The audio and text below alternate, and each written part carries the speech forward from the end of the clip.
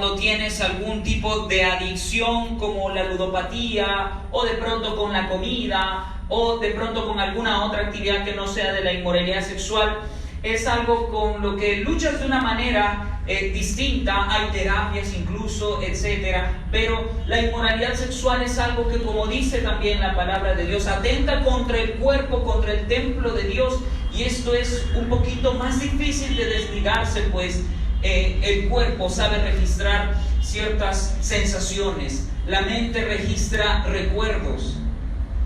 Y te lo dice alguien que ha caído también en esos pecados, así como tú lo has hecho en algún momento. Un creyente no es perfecto.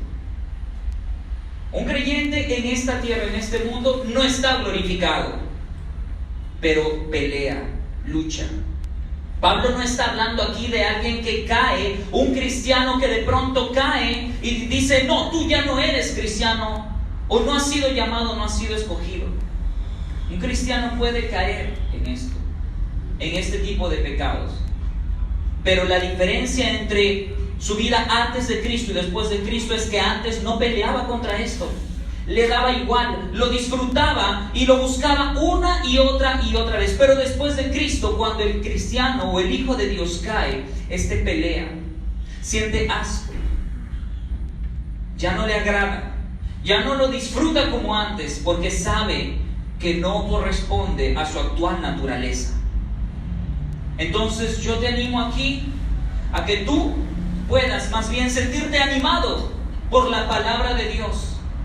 Confrontado, sí, pero si tú has caído en uno de estos pecados de los que Pablo advierte como característica de alguien que no imita a Dios, arrepiéntete, pide perdón, levántate y continúa, y ya no peques más. Y es que el pecado de la inmoralidad sexual, otra razón por la que creo que Pablo menciona estos pecados, es porque traen consecuencias, y consecuencias difíciles. Familias rotas, enfermedades, ¿verdad? Destrozar otras familias, adicciones y otra clase de cosas. Alguien que es adicto a la pornografía va a gastar su dinero y sus recursos y su tiempo en esto. Igual si es que alguien está visitando burdeles o tantas cosas. La verdad es que en la iglesia a veces no se habla de esto, pero cuando hay algunas estadísticas, y es que la iglesia del Señor Jesucristo es atacada o es presa de alguna manera por este pecado en diferentes niveles, en el sentido de personas que están en el ministerio, o hasta el hermanito que parece más tranquilo, o la hermanita que está más tranquila allí. Y nosotros debemos estar alertas, y es lo que Pablo dice más adelante. Dice: porque sabéis esto, porque en otras traducciones dice: porque ustedes tienen la certeza, tienen la seguridad, o saben que ningún fornicario o inmundo avaro que es idólatra, pues estos pecados al final lo que hacen es crear un ídolo en el corazón del hombre. Empiezas a rendirle pleitesía, adoración a tus deseos carnales y sexuales, o a tu deseo de tener más y más y más. Esto al final de cuentas es un tipo de idolatría. Y Pablo dice: ustedes tienen la seguridad que ninguno de estos tiene herencia en el reino de Cristo y de Dios. Hermanos, si tú ves que no hay lucha y notas que en tu vida no hay lucha, sino que realmente estás siendo preso y esclavo o esclava de estos pecados, arrepiéntete ahora mismo, cree en Jesucristo, abandona todas tus fuerzas y confía que Jesús es suficiente y todopoderoso para hacerte una nueva criatura y salvarte. Porque no tienes lugar en el reino de Cristo y de Dios si es que no te arrepientes con sinceridad. Nadie os engañe con palabras vanas, dice Pablo. Y es que alguien puede venir y decirte: oye, pero no seas exagerado, todos lo hacen. Todos tus amigos pueden estar teniendo relaciones sexuales con sus amigas. Nuestros compañeros de trabajo pueden irse a los burdeles o estar saliendo con otras chicas aparte de sus esposas. O puede catalogarse ahora la masturbación como algo normal, o la pornografía como una terapia para que los jóvenes se relajen. Puede cualquier persona decirnos que no hay por qué exagerar. Pero Pablo dice que nadie os engañe con palabras vanas, porque por estas cosas viene la ira de Dios sobre los hijos de desobediencia. Los hijos de desobediencia definitivamente no son hijos que imitan a Dios, a su Padre.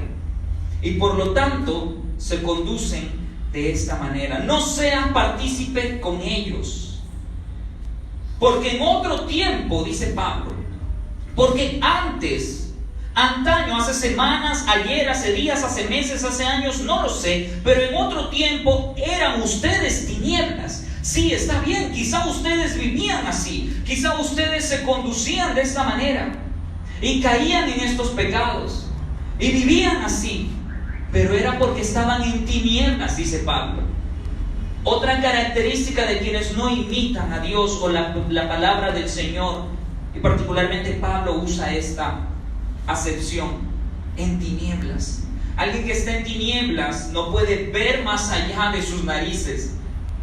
Alguien que está en tinieblas vive en oscuridad, que es una manera de decir que está muerto espiritualmente, que está bajo el dominio de Satanás, que hace la voluntad de Satanás, hace la voluntad de su carne, es llevado por la corriente de este mundo. Y Pablo ya habló de esto en el capítulo 2 de su misma carta de Efesios.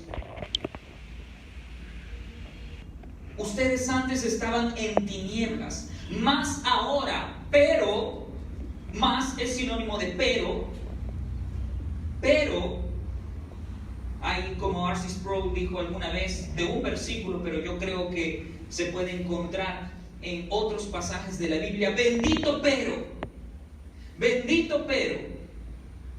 Pablo dice, en otro tiempo eran tinieblas, pero ahora en Cristo, iglesia, ahora en Cristo, hermano, ahora que tú confías en Cristo como tu Señor y tu Salvador, como la única esperanza de tu vida, ahora ya no estás en tinieblas, sino estás en la luz. Pero ahora ustedes son luz, dice Pablo, en el Señor, en Jesucristo. Ustedes son luz, ya no son tinieblas, ya no viven en las tinieblas, ya no están en el reino de la oscuridad, ahora están en el reino de Cristo, en la luz. Por lo tanto, anden como hijos de luz.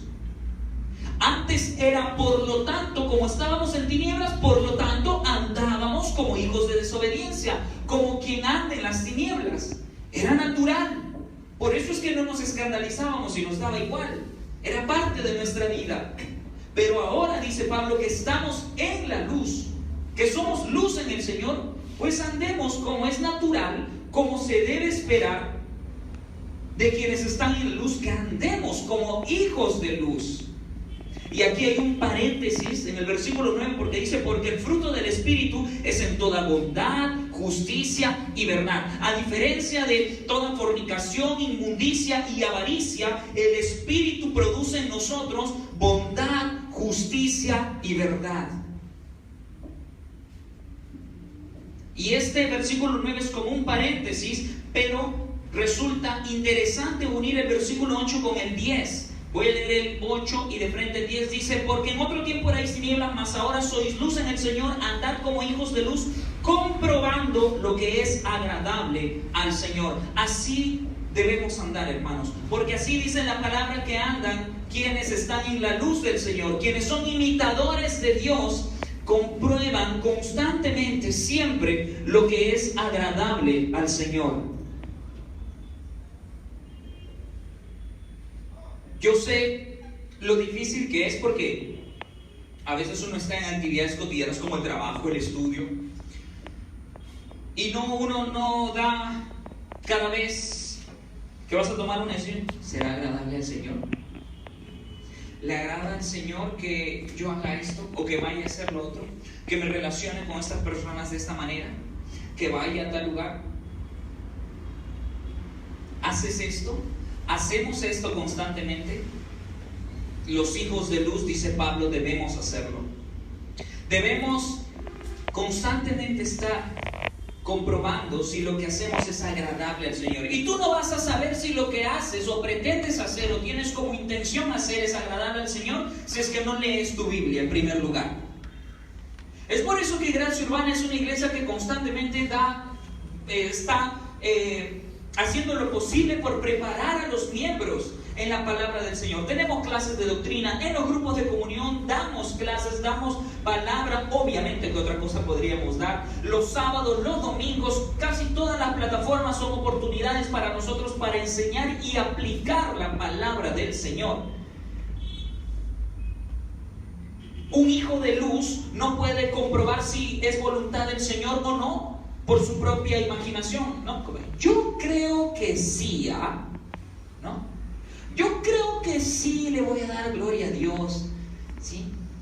Porque al final voy a ir allá a mis amigos, ¿no? A la discoteca, y Pablo se hacía como a los griegos, a los gentiles. Entonces yo también, pues, ¿no? Me mimetizo. O de pronto, no, yo creo que no, hermano. No, eso no honra al Señor. Desconécteme la guitarra eléctrica. No, eso no. No es conforme a nuestra idea, nuestra imaginación, no. Es conforme a la palabra del Señor.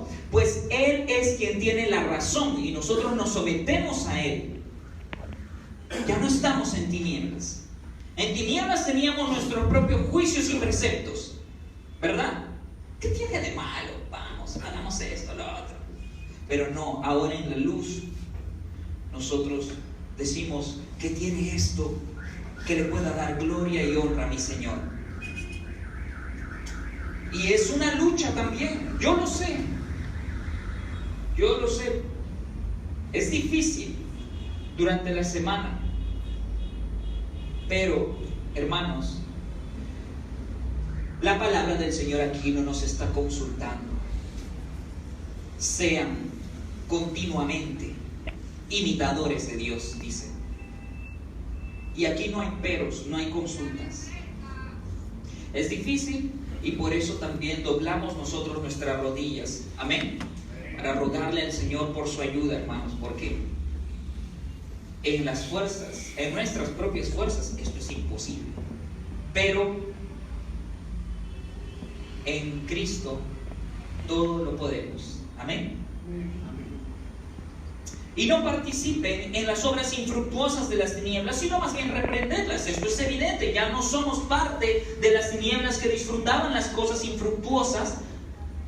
Por más que una actividad parezca muy placentera y traiga mucho beneficio, pero si no da gloria a Dios, si no refleja la bondad, el amor y la misericordia de Dios, entonces esa obra es infructuosa. Por lo tanto, no participamos de ella, sino más bien las reprendemos, porque vergonzoso, dice Pablo, es hablar incluso de lo que hacen ellos en secreto. Mas todas las cosas, cuando son puestas en evidencia por la luz, son hechas manifiestas, porque la luz lo manifiesta todo. Esto es evidente. Cuando alguien entra a un cuarto oscuro y prende la luz, obviamente toda oscuridad se disipa y tú puedes ver con claridad. Antes estábamos ciegos. Antes éramos ciegos, hermanos, pero en Cristo, la luz del mundo, ahora podemos ver. Ahora podemos ver qué es bueno, qué es malo, qué le puede glorificar a Dios, qué le ofende. Y aquí Pablo cita, dice, por lo cual dice, esto que va a citar, algunos piensan que es parte de un himno que se entonaba en esos tiempos. Algunos piensan o opinan que esto proviene de una porción del profeta Isaías, que en realidad tiene mucha semejanza, pero al final de cuentas está aquí, es palabra del Señor, y dice: despiértate tú que duermes y levántate de los muertos y te alumbrará Cristo. Probablemente haciendo referencia a que el pecador que está en tinieblas está muerto, está dormido y tiene que levantarse de ese letargo. Y levántate de los muertos, dice, para que sea alumbrado por Cristo. Y este es el llamado que también te hago hoy. Y Dios nos hace hoy, si es que estamos dormidos, si es que de pronto hemos perdido toda sensibilidad, si hemos perdido alguna sensibilidad, porque puede pasar, hermanos, no es que hayas perdido tu salvación, pero empiezas a dejar de orar, ya no haces tus devocionales, no conversas con un hermano que te anima, estás tan ensimismado en tus cosas que de pronto empiezas a perder la sensibilidad espiritual y empieza tu boca a pronunciar ciertas cosas, ciertas bromas, ciertos chistes, empiezas a ver cierto contenido que ya no te alerta, sino que tú dices, normal, no tiene nada de malo, estás como dormido. Y eso es lo que me estaba pasando hace un tiempo, y de verdad que uno tiene que orar y luchar eso. Es terrible, es terrible. Sientes que estás como en modo automático, como si fueras un zombie. Puedes dar la mejor clase o la mejor explicación de la Trinidad y otras doctrinas básicas, pero si tu corazón no está ardiendo de pasión por Cristo y no está lleno, siendo guiado del Espíritu de Dios, es terrible. Y peor aún, los muertos, pues son aquellos que están sin Cristo, y son aquellos que la semana pasada estuvimos viendo a quienes tenemos que llegar, quienes tenemos que hacerles oler el perfume fragante de Cristo, del Evangelio, con nuestra vida, haciendo misiones urbanas. ¿Lo recuerdan? Son a ellos a quienes el Señor nos ha llamado a hacer discípulos. Es un llamado para todos, para todos. Miren pues con diligencia cómo andan, no como necios, sino como sabios. Otro paralelo, otro contraste que hace Pablo. No vivan como necios, porque los necios son aquellos que dicen no hay Dios. Y a veces como cristianos podemos caer en este ateísmo práctico, ¿verdad? Y en ese momento de ateísmo práctico es cuando caemos en los pecados más vergonzosos, porque somos como necios. Como dice el salmista, no hay Dios. No hay Dios. En ese momento la presencia de Dios no significa nada, no hay Espíritu Santo, no hay Jesús, no hay nada. Solo nos importa el placer que nos está prometiendo el pecado, y caemos ante su seducción. Y luego, como el pecado promete tantas cosas lindas, pero en realidad no cumple ninguna de ellas, terminamos más vacíos que antes. Y allí es cuando nos damos cuenta que hemos sido necios. Pero el Señor pone en nosotros el arrepentimiento. Qué grandioso que es Dios, que le da oportunidades una y otra vez a quien no se lo merece. No como necios, dice Pablo, sino como sabios.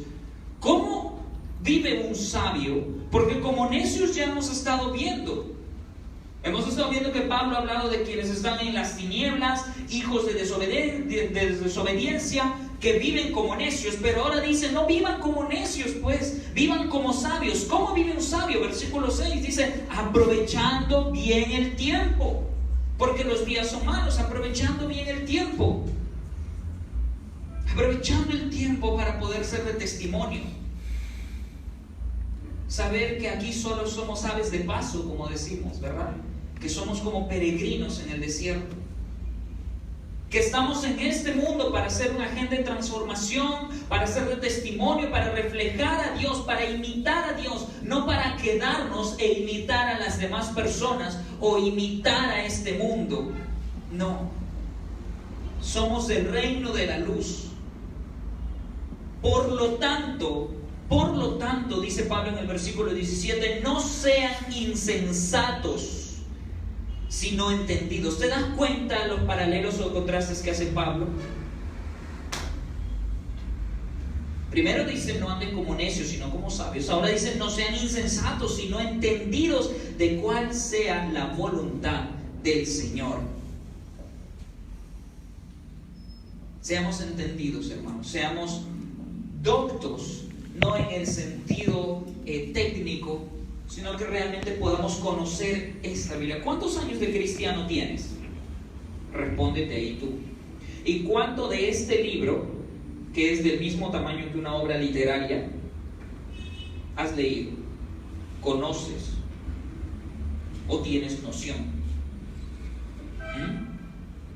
¿Cómo piensas o cómo pensamos no vivir como insensatos si es que de esto solo conocemos todo lo puedo en Cristo que me fortalece? Juan 3:16, Génesis 1:1. ¿Tiene coherencia? ¿Podemos esperar ser imitadores de Dios si es que no le conocemos? Si es que no le conocemos, porque tú tienes que conocer a Dios, no solo conocer de Dios, ¿sí? Y Dios ha establecido que por medio de su palabra nosotros le conozcamos.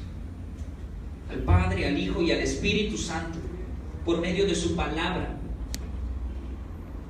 Así que ves que este cliché de que oye, lee tu Biblia o haz tu devocional no es un simple cliché, es algo vital para la vida del creyente. Y Pablo ya termina con una expresión nuevamente contrastando dos situaciones.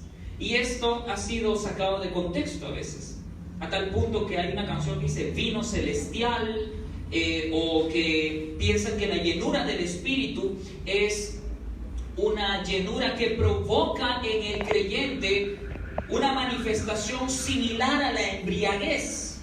Pero esto no es así. Y es súper fácil darse cuenta. Y lo vamos a ver porque Pablo en el versículo 18 dice: no os embriaguéis con vino, en lo cual hay disolución, antes bien sed llenos del Espíritu Santo. No os embriaguéis con vino, sino sean llenos del Espíritu.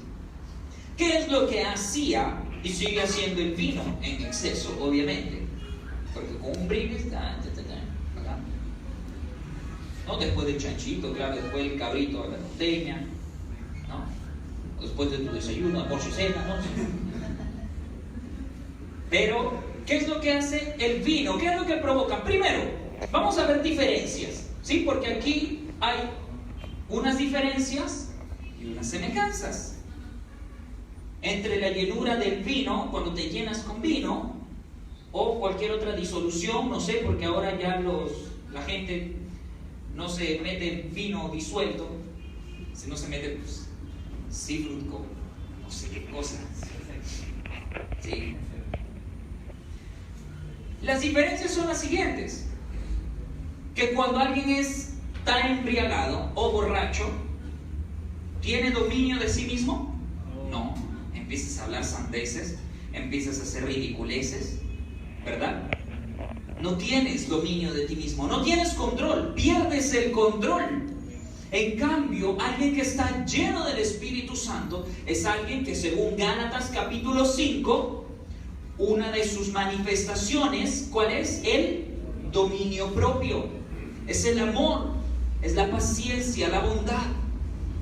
Entonces Pablo dice, no sean llenos. Y obviamente esto corresponde a es una expresión que hace una confrontación particular al contexto. Probablemente el contexto de esta región asiática era de inmoralidad sexual, y una cosa lleva a la otra. Y tú sabes que, como a veces, bueno, las canciones de hoy día son realmente asombrosas en sus letras, y hay una letra de una canción que dice donde hay playa hay licor, y donde hay licor hay sexo, unas cosas así. Y realmente es lo que se ve hoy en día, es lo que se ve a veces hoy en día. Pero de pronto Pablo dice esto: no sean llenos, no se embriaguen, no se emborrachen con vino donde hay disolución, pues esta no trae nada provechoso, trae descontrol, trae desorden. En cambio, sean llenos del Espíritu Santo, que más bien trae todo lo contrario, trae dominio propio, control, lucidez, ¿verdad? Y alguien que está en las tinieblas, alguien que es hijo de desobediencia, un insensato, de hecho, que va a vivir como un descontrolado total, con una vida indisciplinada, desordenada. En cambio, alguien que es guiado por el Espíritu Santo, un imitador de Dios, se espera que pueda vivir con dominio propio, ¿verdad? Gálatas capítulo 5, puedes leerlo.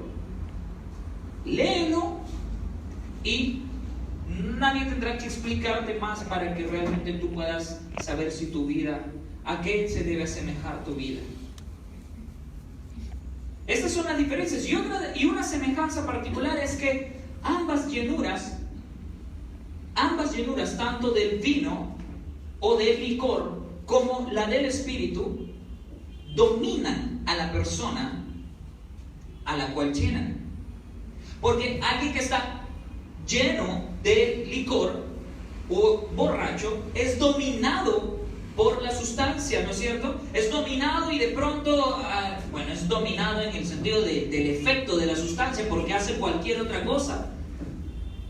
En cambio, alguien, o así como está dominado alguien por el vino, por el licor, alguien que está lleno del Espíritu Santo, está dominado por el Espíritu de Dios, por su voluntad.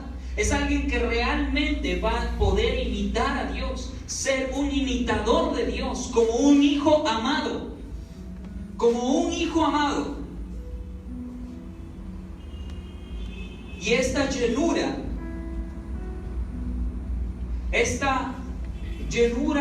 guía y control del Espíritu Santo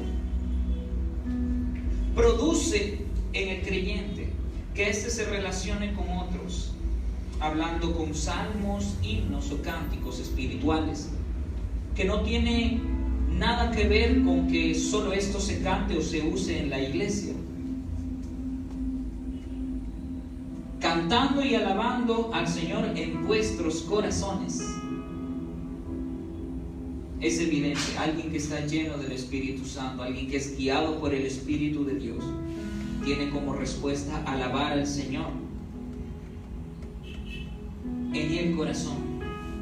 Por eso es que a menudo nosotros, cuando estamos alabando aquí, te pedimos, les aconsejamos que no solo cantemos por cantar, sino que medites en la letra, que puedas hacer de la letra de la canción una oración, una oportunidad de adorarle y expresarle a Dios la gratitud que le tienes. Y justamente así termina el capítulo 5, versículo 20. Dice Pablo, dando siempre gracias por todo al Dios y Padre, en el nombre de nuestro Señor Jesucristo. Sed pues imitadores de Dios como hijos amados, y andad en amor, como también Cristo nos amó y se entregó a sí mismo por nosotros, ofrenda y sacrificio a Dios en olor fragante. No como quienes están en tinieblas, sino como quienes ahora están en la luz. No como insensatos, sino como entendidos. No como necios, no como quienes son dominados por la sustancia del licor o del pecado bajo el dominio de Satanás, no, sino como quienes ahora viven en la luz, que son la luz de Cristo y por lo tanto viven como hijos de luz y que son llenos del Espíritu Santo, amando, actuando con misericordia, perdonándose los unos a los otros como el Señor nos perdonó en Cristo y nos amó en Cristo. Amén. Siendo llenos del Espíritu Santo, dando gracias a Dios el Padre por todo, en el nombre de nuestro Señor Jesucristo. Amén. Pónganse de pie, hermanos.